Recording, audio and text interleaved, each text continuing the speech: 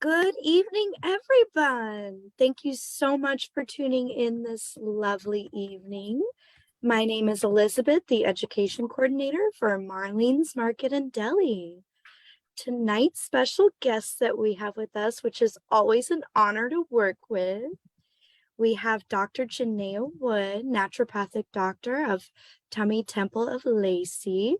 And we also have Heidi, and I always pronounce her last name. Oh, it's Ochsner. Ochsner, thank you. Very Heidi Ochsner, thank you. And she is the registered dietitian of Tummy Temple, and they are speaking on the topic of what to do when you can't go number 2. And if you can't go, come to this class and learn how. So without further ado, I'd love to introduce Dr. Jennea Wood and Heidi Ochsner.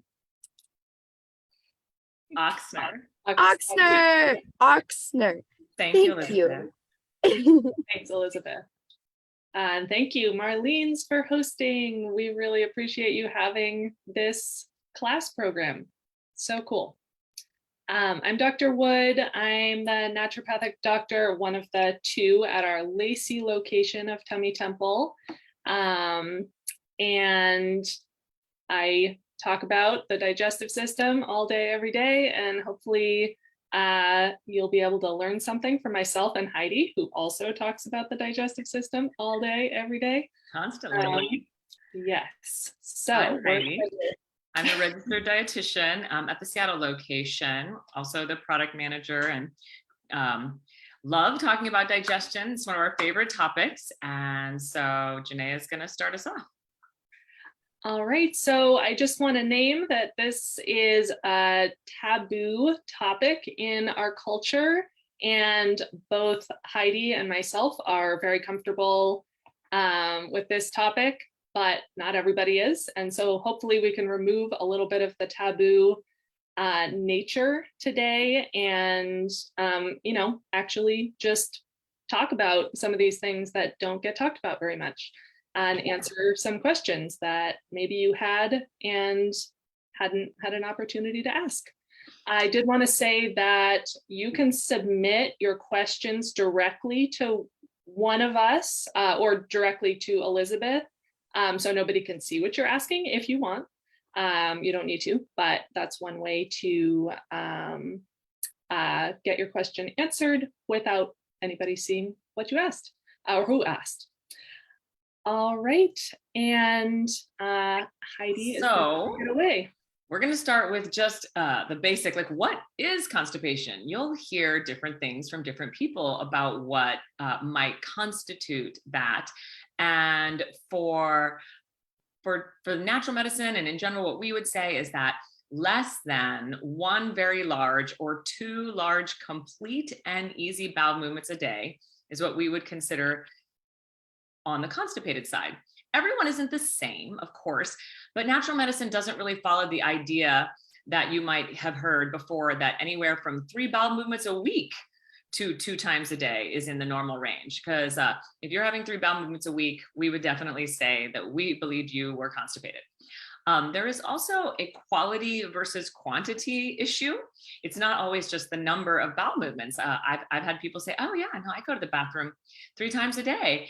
And then they tell me it's really tiny and hard, like a little rock. And that's would be considered an incomplete bowel movement, and definitely not what I would want someone to be aiming for, right? So there is quality. You don't want to feel like there's more that isn't moving or that you're still super full after having had a bowel movement. So I just shared the Bristol stool chart, which is a very common tool in gastroenterology. And so this is just a really simple visual that can help to describe what Heidi's talking about. Yes, and it goes from constipated through normal and then all the way into looser diarrhea or inflamed. So yes, so we have a quantity versus quality issue. If you're finding that things are hard, dry, small, round, very dense, but also you could be skipping days and then going to the bathroom and it's not small and dry and hard, but still, if you're skipping days and we're going to be considering that constipated. If you find yourself having to strain or really push, that could be an indication. Or if you have acute or persistent hemorrhoids. So if you have hemorrhoids that show up or have lasted, that could also be an indication that there is some constipation. All right, so a little bit about the anatomy of this part of the digestive tract. The colon makes up the last portion of the digestive tract leading up to the rectum. And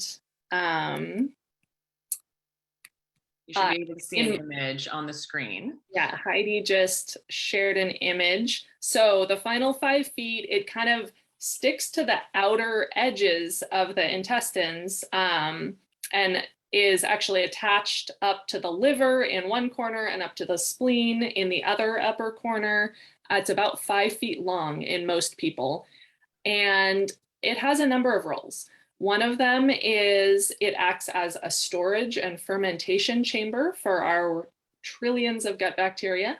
They ferment the leftover fiber in our food, which is something that we cannot digest.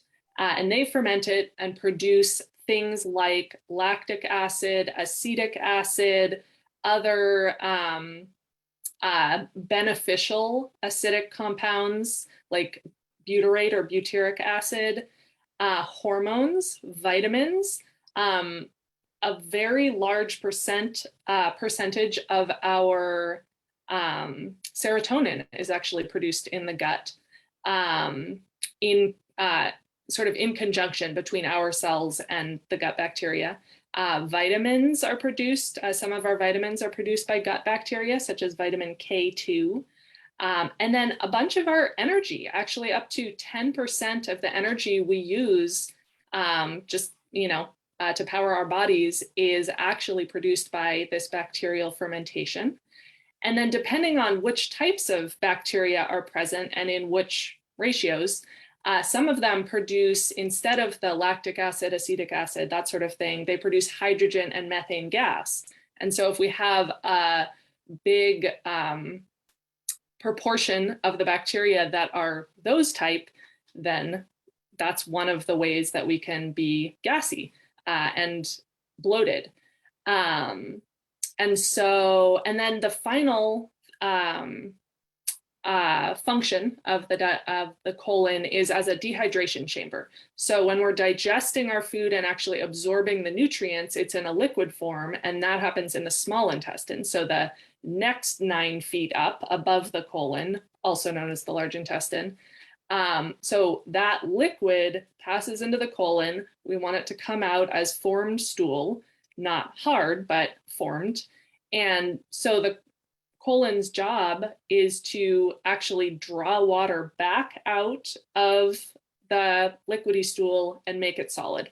However, if the stool sits around in there for a long time, longer than a day or two, and it just sort of compounds with time, the stool can start to get harder and drier and harder and drier, and then start to kind of get cemented in there like clay. And that can be sort of a compounding factor with constipation.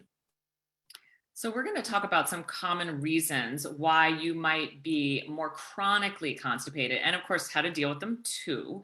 But we just wanted to note before we started going through like, oh, it could be this or it could be that there are often multiple and interrelated reasons why someone has chronic constipation. And we have great suggestions for each of these different possible reasons, but we always do recommend seeing one of our doctors or myself for a specific plan if you have a more complicated presentation when it comes to being constipated. You really, everyone's unique, and so it's just knowing that it's very often multiple inputs for the same issue.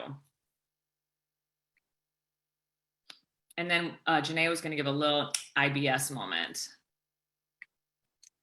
Like if you've been told that you have IBS. Oh yeah. So IBS is actually a catch-all term that can encompass many different causes.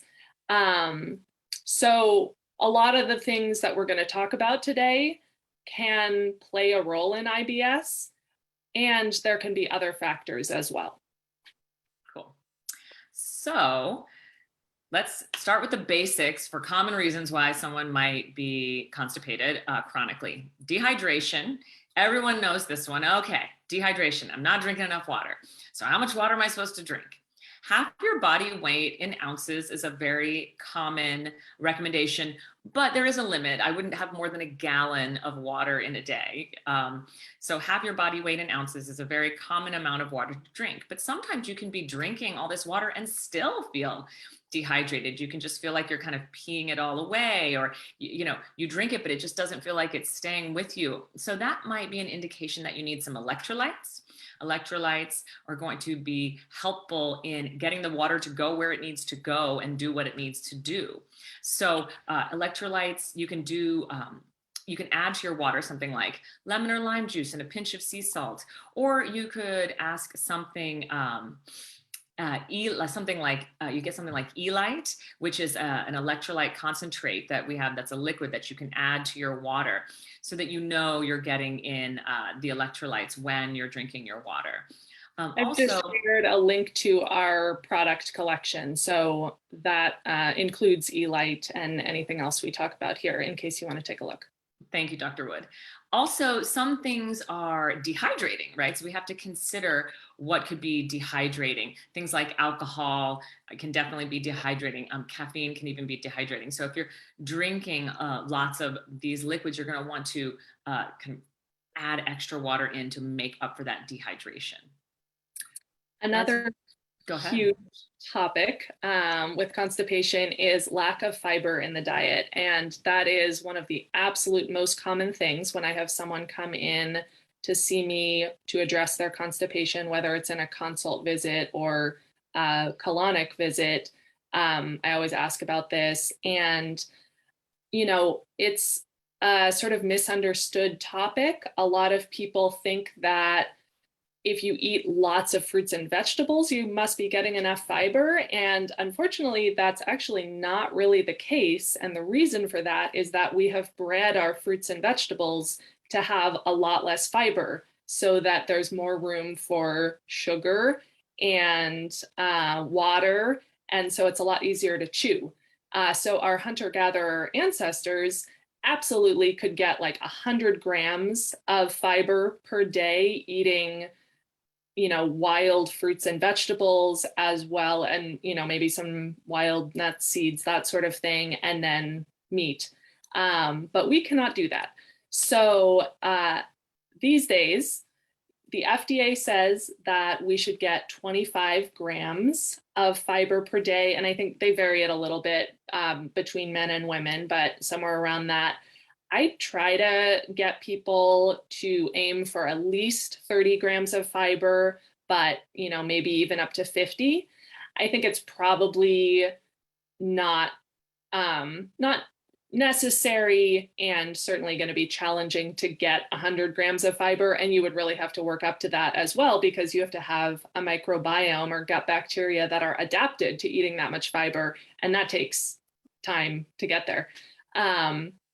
So with fiber, working up slowly is very important because the gut bacteria that we have currently are the ones that are adapted to what we eat currently.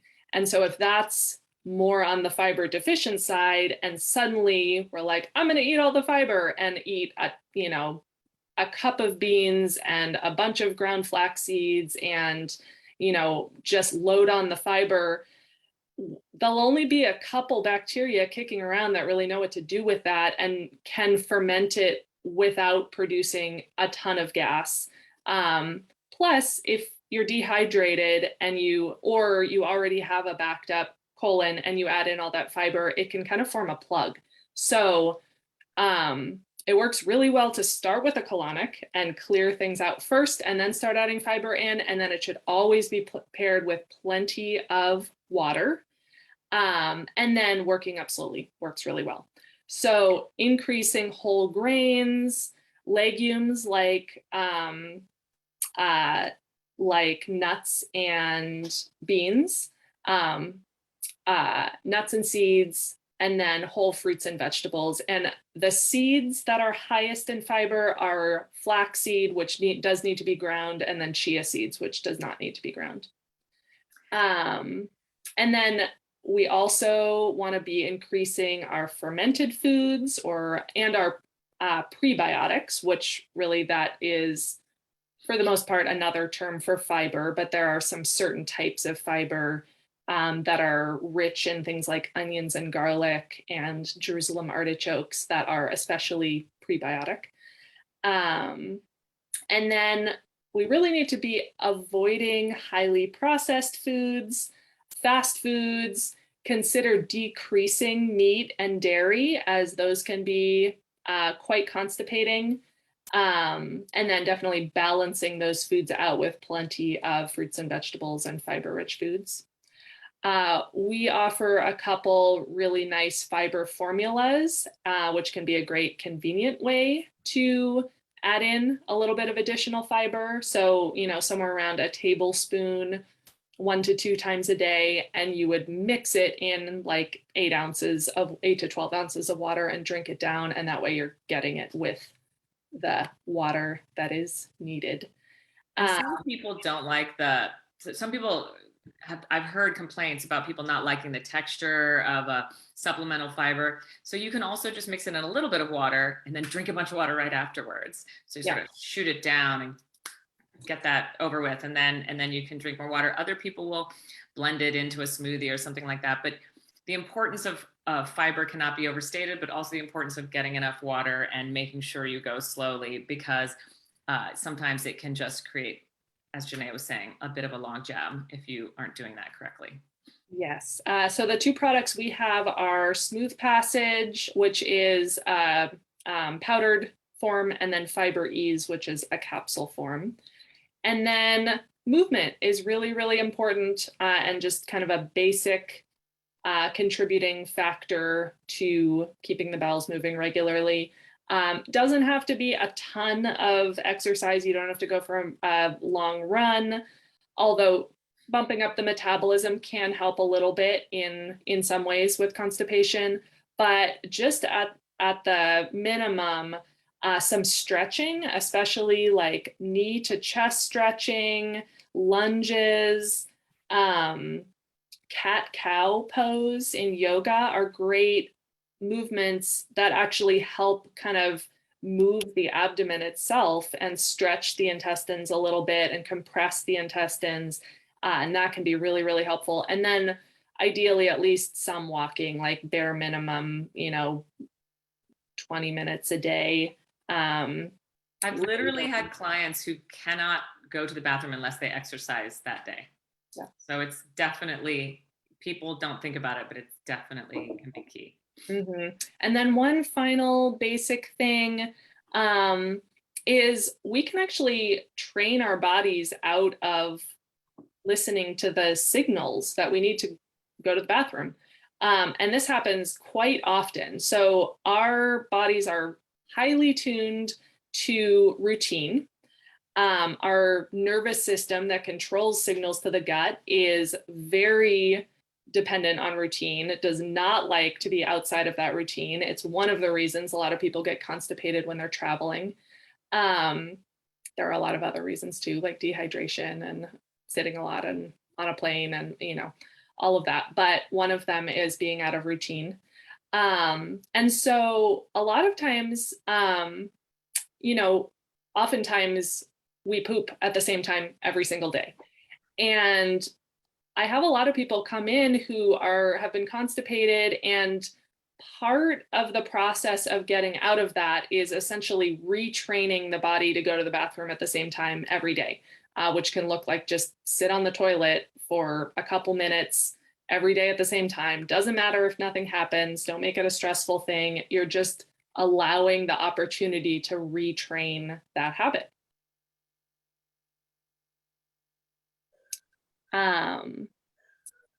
A few other basic tips are taking time in the morning to drink some lemon water or, just drink a glass of water in the morning. just tuning into listening to your body in general.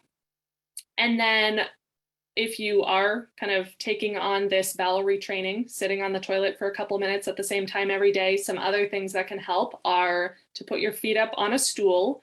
The ones we carry are called step and go stools, but there's a lot of you've probably seen them or seen ads for them that fit around the base of the toilet. So that raises your knees up to an angle that unkinks the rectum. And so that can just make it much easier to go and prevent hemorrhoids, things like that. Doing a little bit of gentle belly massage can be really helpful. So for that, you would want to start on the right lower quadrant of your abdomen and then go up to just below your rib cage, over the midline, and then back down the left side, and sort of like sweep toward the middle at the bottom.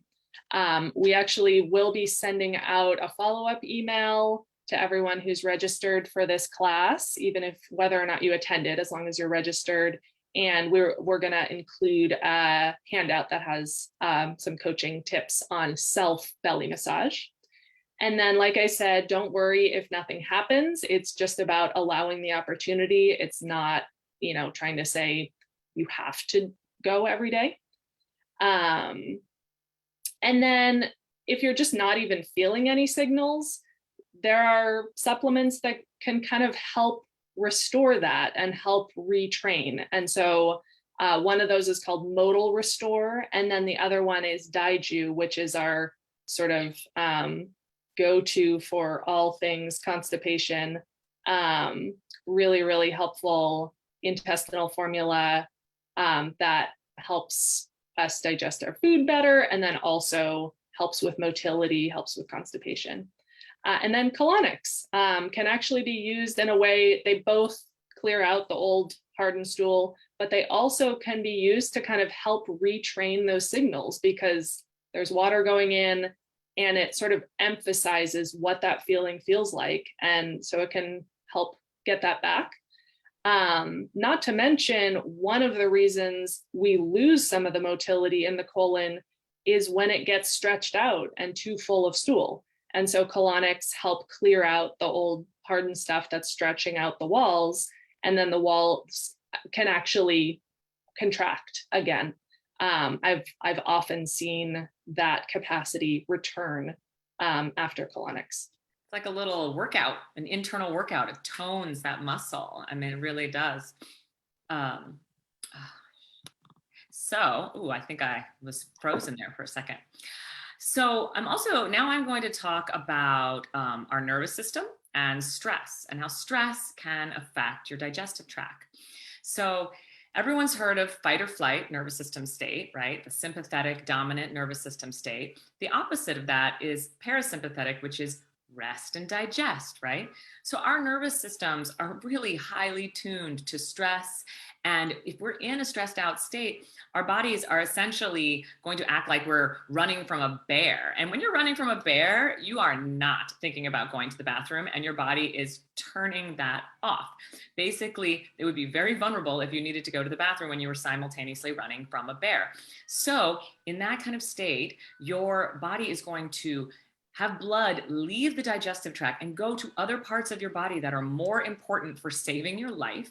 So you will decrease the production of digestive juices, things like saliva, stomach acid, enzymes, bile, and it's just going to decrease digestion completely. So it kind of shuts things down. And if you're stressed out a lot, that can lead to poor digestion and constipation. So how do we deal with stress because we live in the modern Western world?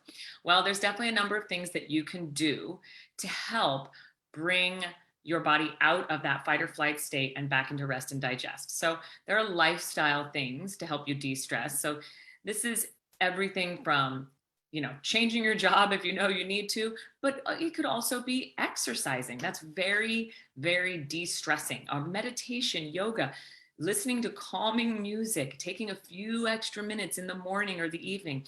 Anything that you can do that de-stresses you. So lifestyle de-stress. You can also do things like body work. things like massage or craniosacral,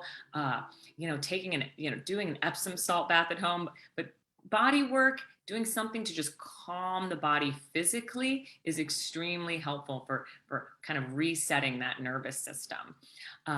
And part of that abdominal self-massage is something that you can do at home that's relaxing. You can, when your alarm goes off in the morning, hit snooze, you can give yourself a little 5 minutes of that abdominal massage from that handout that will send you, and that can be helpful. You could do it in the afternoon when you need just a minute away from work. You can just lean back in your chair and give yourself a little moment. So some kind of work on the body, whether it's professional session like massage, cranial, abdominal massage, or something you do for yourself. Also, there are supplements that can actually help. So as I was just mentioning, if you're in that fight or flight nervous system state, then you're not making enough digestive juices. And if you're not making enough digestive juices, when you eat that food, it's not breaking down and moving through. You need that fire in your upper GI and your upper digestive tract to break the food down so that things want to move through. So you can add in digestive support, especially if you find that you have gas or bloating, or you feel really full after meals, or you feel full even if you don't eat much, or it's really hard to digest meat or things like that. Adding in digestive juices, basically digestive enzymes, hydrochloric acid, bile, some of the things we mentioned, can be really, really helpful to break down that food and help it move through. Two of our favorites, there's a Temple Total Digest, has a full complement. And then some people can't handle the hydrochloric acid, so you can get a Digeszyme V. It's a vegetarian blend of enzymes. But taking those digestive juices with your meal while you're learning to de-stress and bring that stress down in your life can be a really helpful way to get things moving. As well, you could also try something like bitters. You might have heard people saying, oh, your stomach's upset, have some bitters and soda water. Well, you can get bitters and take them each time you eat, and it helps stimulate your own digestive juices. Our bitters, the Temple bitters, I love because not only does it have bitter herbs in it that stimulate digestive juices, it also has an herb called manvine that helps bring you out of that fight or flight nervous system state, because we know the connection between those two. So Temple bitters is something that you could take to help stimulate your own digestive juices and help with that breakdown of food in the upper GI that, again, helps move things through in the lower GI. And then finally, magnesium can be helpful. It's a calming mineral, and it also pulls water into the digestive tract. It's an osmotic laxative. So it works, it's actually a great natural replacement for Miralax, which works in this by pulling water in. Well, magnesium, when taken in the right dosage, does the same thing. So Temple Calm is our magnesium citrate powder. And it's called Calm because magnesium is the calming, relaxing mineral. And then again, if it's taken in the right dosage, it can pull some extra water into the colon and help move things. So it's often, when people are wanting to not take Miralax, that's a great natural alternative to that. I wanted to talk a little bit more in depth about stomach acid because I especially see this contributing to low stomach acid, contributing to constipation and bloating. A number of reasons that you might end up with low stomach acid are high stress, because it just kind of shuts down production, nutrient deficiencies, stomach inflammation, age, H. pylori infection, which is a bacteria that can live in our stomach, and then acid suppressing medication. So a lot of people have heartburn and then or GERD, gastroesophageal reflux disease, and get put on something like omeprazole or Prilosec, which suppresses our stomach acid. Those medications were never designed to be taken longer than 2 weeks. And, long-term use actually causes nutrient deficiencies. And so then even if you come off of them, oftentimes you might be deficient in some of the nutrients that are needed for your body to produce stomach acid. And so it can be sort of a vicious cycle. So without enough stomach acid, we especially can't digest protein. So one of the key symptoms that I ask about trying to understand if someone has low stomach acid is, how do you feel after eating meat, and especially red meat? So like a burger or a steak. Does it feel good? Does it feel like you digest it well and completely? Or does it feel sort of like a gut punch, or like it's just heavy and sits there for a very long time? If the latter, then that is a classic sign of low stomach acid, which can contribute to constipation and bloating. So I usually start by supplementing something like Temple Total Digest, which contains some, it's called betaine hydrochloride, which is supplemental stomach acid, to replace some of that lost stomach acid and help improve digestion. The caveat to that would be, if it causes a burning sensation to take that, then you would want to stop that supplement and meet with myself or one of our other NDs, because that likely means that you have some degree of gastritis or inflammation of the stomach lining.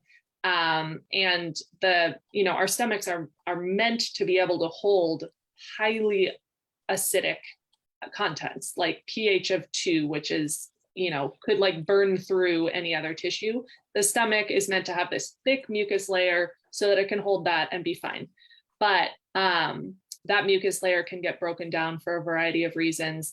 So suffice to say, if you tried something with betaine hydrochloride in it and it caused a burning sensation, you definitely want to stop it. But that doesn't mean you could never take it. It means you need some support recovering, rebuilding the health and vitality of your stomach so that it can tolerate holding acid again. As it should. Mm-hmm. So another reason that people can have constipation is food sensitivities. So I'm going to give a quick explanation of how this works, and then refer you to a different class we've done on that's a very extensive information. So food sensitivities can happen. You might have heard of leaky gut. So basically in the gut, there are things called gap junctions, which are these little tight junctions. Oh, great. I forgot about this. Oh, fabulous photo. And so if there's inflammation in the gut for many different possible reasons, then those gap junctions start to pull apart and become leaky or hyperpermeable. So previously, when only very, very small molecules were slipping through these junctions. So for example, if you were eating a protein is made up of many, many amino acids, and only one little tiny amino acid would be able to slip through this gap junction. Well, if the gap junction is leaky or spread apart because of this inflammation, then an entire protein can slip through into the bloodstream. And so then the bloodstream, it's now in the bloodstream, it's not really supposed to be there. And the immune system goes, what is this giant protein in here? This looks like an invader to me. And so then it freaks out and creates an immune response to the food, creating this food sensitivity. So if you have a food sensitivity, it can create worse inflammation. It can create more leaky gut. It becomes this sort of downward spiral. And if your gut is inflamed, it can't move as it properly should. For example, think if you had an inflamed elbow, you can't move your tennis racket. I don't play tennis, but if you had an inflamed arm, you can't do the things you normally would be able to do. So sometimes when people have food sensitivities, they could have looser bowels like diarrhea, but you could also, that inflammation could make it so that those muscle contractions of the digestive tract aren't working optimally and things get stuck. And so what can you do if you have food sensitivities? Well, first you have to figure out if you do and which foods that's to, and then you would need to avoid those offending foods for a certain period of time. And then you need to heal the lining of the gut. You need to heal that inflammation and get those gap junctions to be tight again. So there are different supplements that you can take to help with that. There are different foods that you can eat. And this is a really big topic. And that's why we have an entire class on it called Effective Gut Healing Strategies. And so we shared that. Link.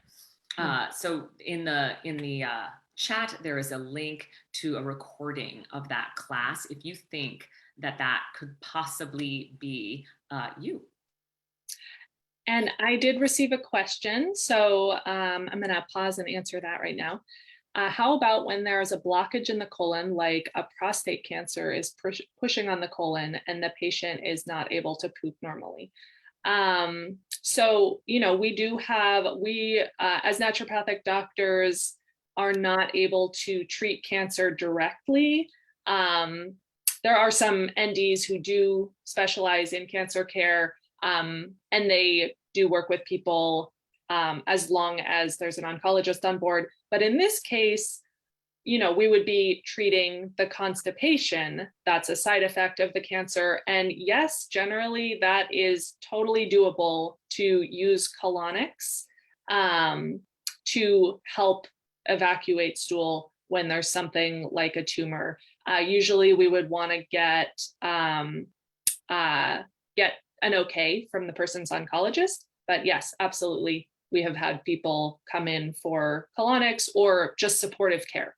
So, more individualized consultation to figure out how to help this person while they're going through cancer, which is, that is exacerbating the constipation.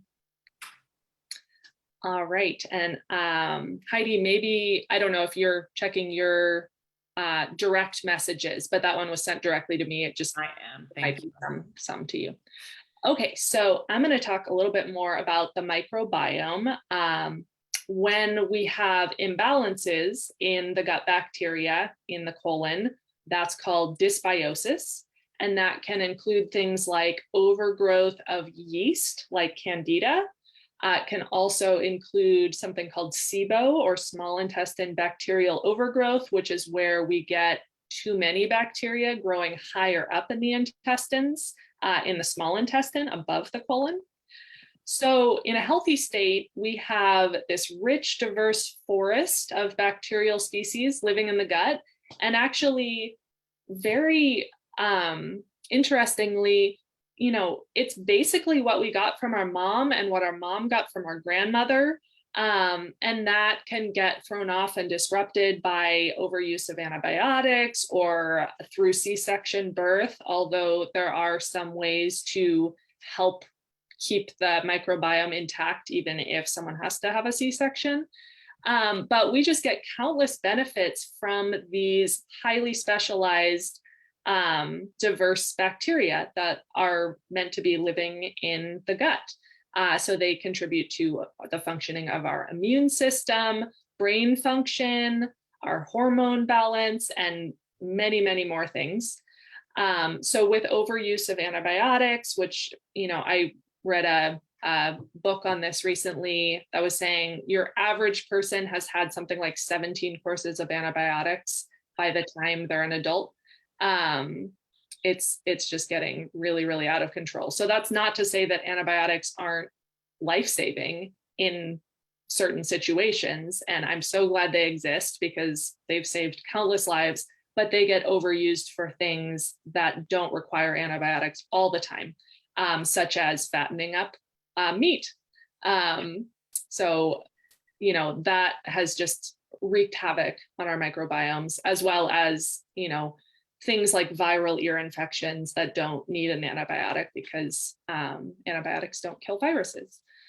So poor diet as well, highly processed food can really mess with our microbiome, high stress, bouts of food poisoning, exposure to environmental chemicals, and things like that can really throw off the balance of the healthy gut bugs, allowing for overgrowth of yeasts and other unhelpful or dysbiotic strains of bacteria.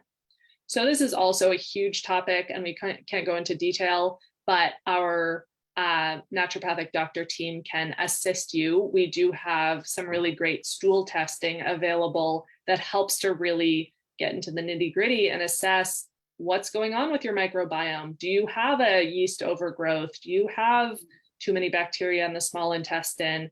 And then we can formulate a custom plan to treat those things. So at the most basic level, things that can help with microbiome balance are avoiding processed and prepackaged foods and added sugar and yeasted breads, eating more fiber, which is a prebiotic, so that feeds the bacteria. The good bacteria. The good ones, yes. Eating a whole bunch of different brightly colored fruits and vegetables.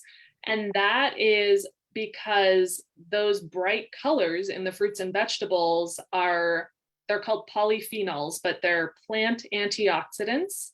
And they act sort of like growth factors to encourage the health and vitality of our healthy gut bacteria that we want more of. Organic green tea actually selectively fertilizes healthy bacteria. So that can be a really great thing to add in. And then we have another wonderful online class called Effective Ways to Manage Yeast Overgrowth. I believe Heidi's gonna post the link to that. That is posted in the chat. And so that is more targeted to yeast overgrowth, which is one form of dysbiosis, and goes into a lot more detail than we have time to today. And then, of course, you can always come speak to myself or Heidi or one of our other naturopathic doctors, and we will help you out. There's also the possibility that constipation is being affected by pharmaceuticals, supplements, or recreational drugs. So side effects can create a slowdown in the digestive tract. For example, iron is a common supplement that people take, and it can be extremely hard on the GI tract and create constipation. Too much calcium can be constipating. Very common over-the-counter medications like antihistamines. Antihistamines can definitely be constipating. Antacids, some antidepressants, the tricyclic antidepressants can be constipating. Painkillers like opioid painkillers, everyone has probably heard of that, that those can be very constipating. A diuretic, right? It's removing water from the body. That can slow things down. Some of the high blood pressure medication, like calcium channel blockers, also have constipation as a side effect. And the list goes on. These are just some of the most common ones that a lot of people tend to be on. So when we're fighting against something that you're taking that maybe you really need to take, then the solution, there are still solutions, right? So colonics, as Dr. Wood has been mentioning, are extremely helpful. If someone is, on a strong painkiller for some kind of pain, sometimes a colonic is really what's needed.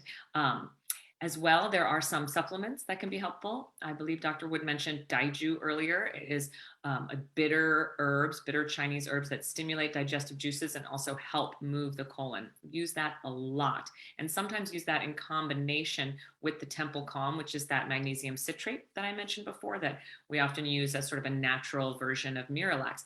And those two together can be really helpful because when you're sort of fighting against a pharmaceutical side effect, it's a little bit more challenging. Another possible reason would be a structural issue. So we had someone ask about, this prostate tumor pushing up against the colon and creating a block. There can also be structural issues such as abdominal muscular tension. I mean, some people hold their tension in their neck and shoulders. That's me. I'm like this. Other people hold it in their gut, right? And so sometimes people just, their gut is tight and you're always holding. That can make things harder to move. Surgical scarring, C-section, man, that's scar tissue. And scar tissue, you might have a small scar on top, but it can actually go much deeper in and wrap around or adhere to parts of the digestive tract or the colon. Some people can even have a little twists or kinks in the colon. That digestive tract picture I showed earlier was so beautiful and perfect, but in reality, sometimes our colons aren't quite following the exact path of perfection and can have a little twists or kinks. There can be spasms or constrictions in the actual colon. So if you're holding stress or trauma in the abdomen, that can definitely create or be part of a picture of constipation. So what can we do for that? As we mentioned previously, the self-abdominal massage, or also you can get an abdominal specific massage from someone else, because sometimes it's hard to relax when you're also the one doing the work. You're pushing, you're thinking, you're feeling. Sometimes you just want to lay there and just relax and let someone else do the work. So we have people who specialize in abdominal massage. Our naturopaths can do different things to help visceral manipulation, to help release the abdomen. Colonics are also very helpful, as we've mentioned a number of times. And we usually do visceral abdominal massage during the colonics as well. Yes. And then there's also, if you do believe that scar tissue is part of the problem, there are a number of scar tissue therapies. There's a scar tissue therapy with one of our NDs in Seattle that's really fabulous. And one of our massage therapists also does a scar tissue release work. And so a lot of different things can help with structural issues. There's also supplements. So castor oil packs. I don't know if people have heard of castor oil, right? Grandma would give you castor oil and help you go to the bathroom. Well, we don't take it internally. We're putting it on the abdomen. So castor oil packs can help bring movement and to that area, bring blood to the area, and help break up scar tissue slowly over time and relax those areas. So you basically take castor oil and you can roll it on, and then you can put some flannel over it and a little heat source. It's very relaxing, and you can lay there and do a castor oil pack. We even have castor oil that has CBD mixed in it, because that has anti-inflammatory and anti-spasmodic properties. So it helps decrease inflammation and that sort of spasming that some people have. So love castor oil. Again, Temple Calm, that relaxing mineral, can help relax if it's abdominal tension and muscular tightness. And then again, the fiber that Dr. Wood mentioned at the beginning, the smooth passage or the fiber ease, fiber can help bulk up and help stretch out a spastic colon. Or again, there's all the caveats of being careful with fiber, starting slowly, and this doesn't work for every single structural issue, but can be very helpful. So there are other factors than what we've spoken about today that can contribute to constipation. I would say what we've covered today would take care of, probably 80% or more of the constipation cases we see. But there are some other things, there are some other factors that can contribute. So if you have already tried addressing the factors we've covered today, then that's a good time to reach out to one of our naturopathic doctors, because we can't cover every single thing, but I will list a couple of the other factors in case, it helps you understand, it's something you're struggling with, and, you might want to reach out and get some further support. So some of these are hormone or endocrine imbalances, such as diabetes, can cause some sort of micro nerve damage to the nerves that lead to the peristalsis, which is the medical term for the wave of contraction that's meant to progress down the tube of the colon to move things through. So that the nerve function that causes that peristalsis can be disrupted with usually more advanced diabetes. And then hypothyroidism, or low thyroid function, is a major cause of constipation. I often kind of screen for this in colonic visits because it's so common. And so if you have low thyroid function, or if you're not sure and you've tried everything else, that's something to dig deeper on, because it slows everything down. It slows down hair growth. It slows down skin turnover. It slows down our entire metabolism. So we tend to gain weight and feel chilly, and it slows down our digestive tract. Neurological problems can contribute to constipation because we need that nerve function to stimulate the motility. And so that can include things like a concussion or a head injury, multiple sclerosis, Parkinson's disease, spinal cord injury, or stroke.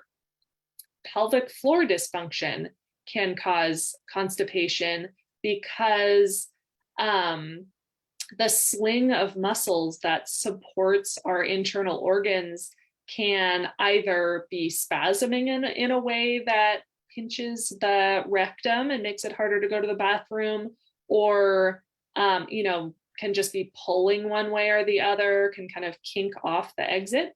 And that's something that, you can be referred for pelvic floor physical therapy to address that. Liver and gallbladder congestion can play a role. And so, bile is one of the trifecta of digestive juices, and it's made in the liver, stored in the gallbladder, and time released into the top of the small intestine to help us digest fats. But it also helps the colon move. And so if we start to get congestion in the gallbladder, such as gallstones, or sometimes it's not quite to that point, but the bile has become sort of sludgy and isn't flowing well, that can lead to constipation, and oftentimes will also feel extra terrible and bloated eating fatty foods, sometimes have like grease floating on the top of the water in the toilet bowl, or, have greasy stools. And then inflammatory bowel disease like Crohn's disease or ulcerative colitis can have a component of constipation. It's they're often known, those conditions are often known for having severe diarrhea, but they can sometimes be in a different phase and swing toward constipation. And then laxative dependence is quite common, and that often needs some sort of like coaching and training and a multifactorial plan to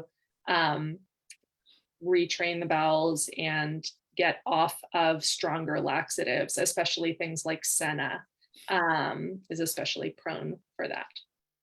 I did have a question from someone. It says, can you talk more about fiber? What do you mean by starting slowly? What would a scale up look like? So as we had mentioned previously, 25 grams of fiber a day is what the FDA recommends. Dr. Wood was recommending more like 30 to 50 grams a day, but working up slowly means if right now you're eating 10 grams of fiber a day, don't eat 50 tomorrow.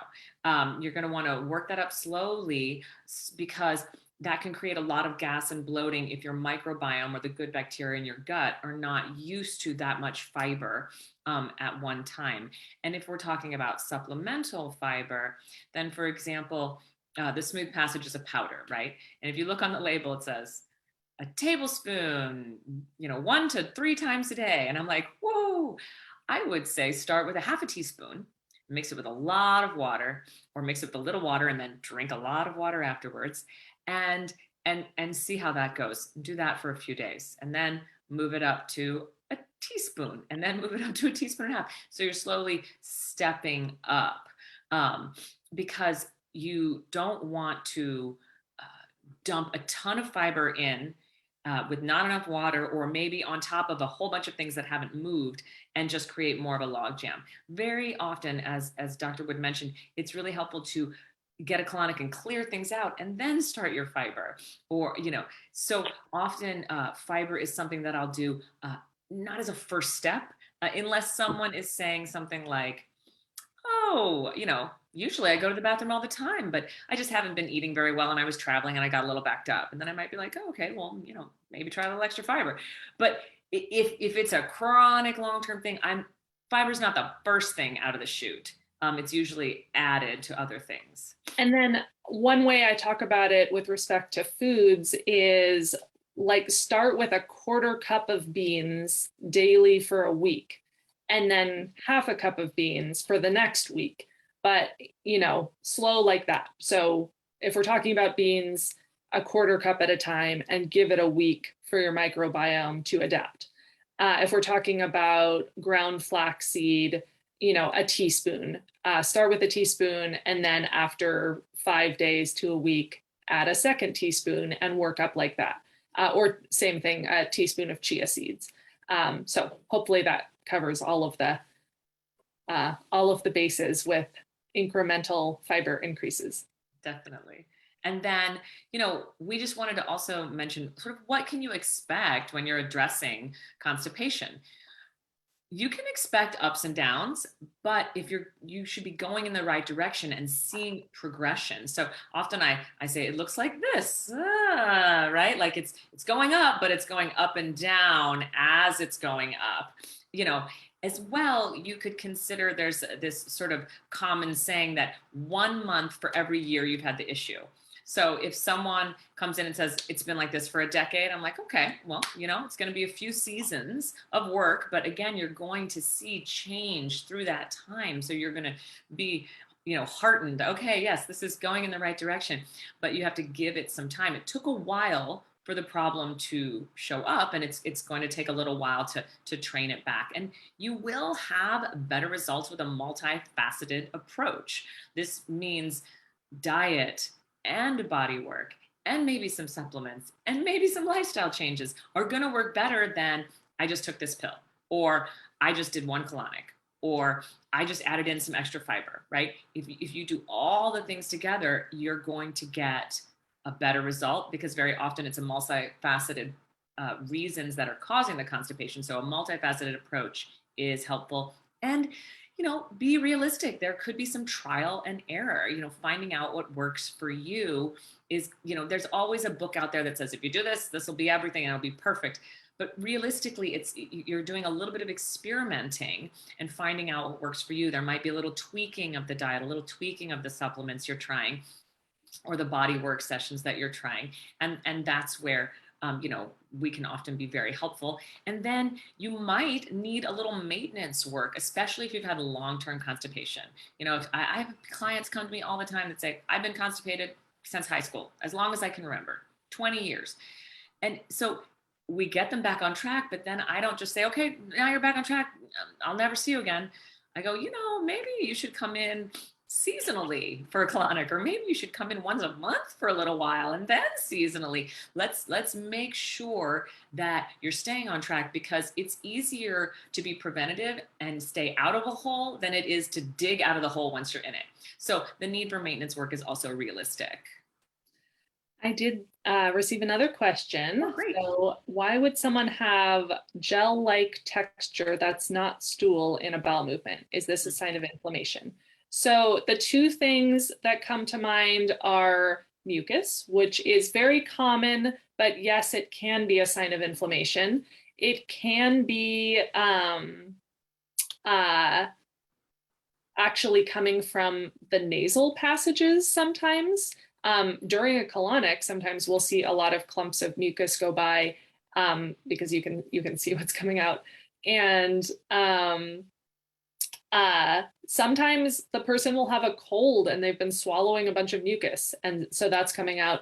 But our bodies also, they're called goblet cells, these specific cells that line the colon, and they produce mucus. And one of the reasons that happens, in everybody, there's a little bit of this mucus being produced just as a lubricant. And so with increased constipation, sometimes there'll be more mucus produced because things are hard and not moving through well, and the body is trying to adapt to that. But also mucus, if there's an excessive amount of it, can be a sign of inflammation, yes. Oftentimes you would also have some degree of abdominal pain, or sometimes it's a bit more, with the inflammation type, it's a bit more likely to be with diarrhea, actually, because when the guts are having severe inflammation, oftentimes our bodies are kind of purging to try and get it out. Another thing is called biofilm. So certain bacteria, yeast, can produce this sort of protective slime layer to hide in, to avoid being attacked by your immune system, to avoid being killed off by medications. And so that can be this kind of thick, slimy stuff. So that's another possibility. I think that kind of covers it. And another question just popped up. Thank you, this is wonderful. I have a question about whether or not it's best to eat a variety of foods regularly or to keep the same menu so our body adapts and is less stressed? Is there a preference for me? I mentioned variety in our diets. This person has been keeping theirs very simple overall and eating the same foods consistently, as they've been gauging the best diet for them. Specifically, they're not sure how to incorporate a low inflammation diet with perimenopause and to balance constipation. So, you know, our ancestors had widely varying diets depending on where they lived. And so humans are capable of adapting to such widely diverse diets. So that's one thing, is that we can often adapt pretty significantly. Where your ancestors came from might play some role in whether you do better with a vegan leaning diet versus like more higher in fat, higher in meat type of diet. And then another way I like to think about it is that our ancestors varied their diets seasonally based on what was available at the time. And so, you know, I think it's fine to eat very simply, and going with the seasons can be a wonderful way to get some variety. It's not like you're rotating every day or every week even, but you're getting some variety over time, and it's somewhat adapted to where you're living. So that's one way that I like to think about it. You also might consider that at different times of life, you might need to eat different foods, right? If you're pregnant, you might be eating differently than if you're detoxing and perimenopausal or postmenopausal. That can be very different. And if you have some kind of digestive issue or microbiome imbalance, you might need to eat a more specific diet while you're managing or dealing with that.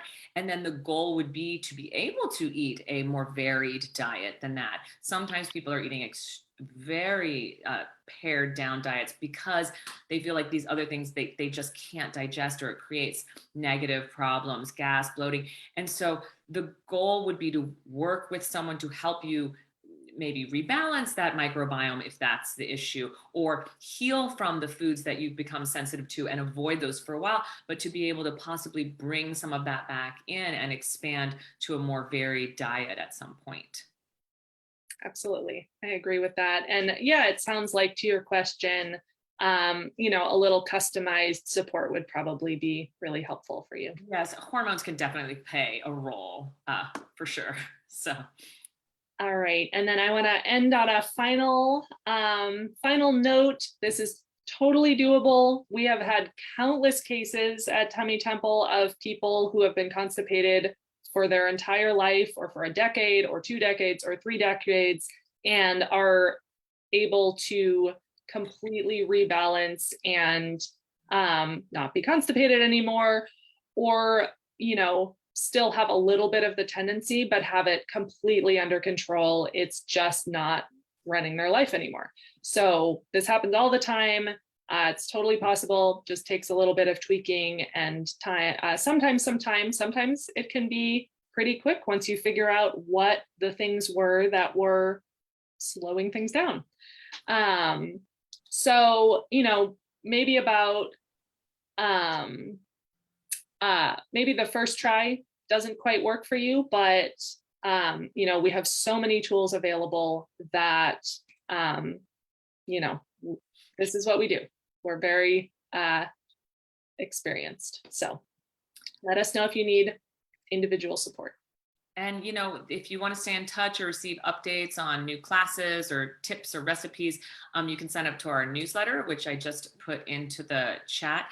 And then everyone, tonight, there's also a coupon code, Poop Talks, and it gives you a $20 off any session that you book in the next week, and 20% off the online store collection that we mentioned earlier, or really anything on the online store. There was one final question about possibly becoming dependent on an acacia fiber. I don't find that fiber is something that people become dependent on the way that they do something like maybe senna. And then there were a few other things mentioned that were going on with this person, including food sensitivities and some Epstein-Barr virus and some problems processing proteins. And so what I would recommend on that one would honestly be to come in. It's one of those more complicated cases where I would say talking to someone to get a personalized support would be really helpful for that. Absolutely. And I would say thanks everyone for joining. In the case of fiber, like acacia fiber, I wouldn't call that dependent so much as just that your body needs fiber, and maybe it doesn't have to be that one, but it has to be something. So it's a little bit different than the way that people like truly are dependent on laxatives where they cannot get off. But yes, come on in and we can get you some customized support with that. That's what I said, but I dropped off. Sorry. Yes, yeah. We lost you for a moment, Heidi. You're back. Okay. So, and then I just wanted to say, as always, thank you so much to Marlene's for hosting us. And they have lots of wonderful fiber support and digestive support there in their supplement section as well. And yeah, it's just such a generous gift to the community that you guys at Marlene's put on these classes. So thank you. Thanks, Elizabeth. Thanks, Dr. Wood. Thanks, Elizabeth. Thank you. And thank you, everybody.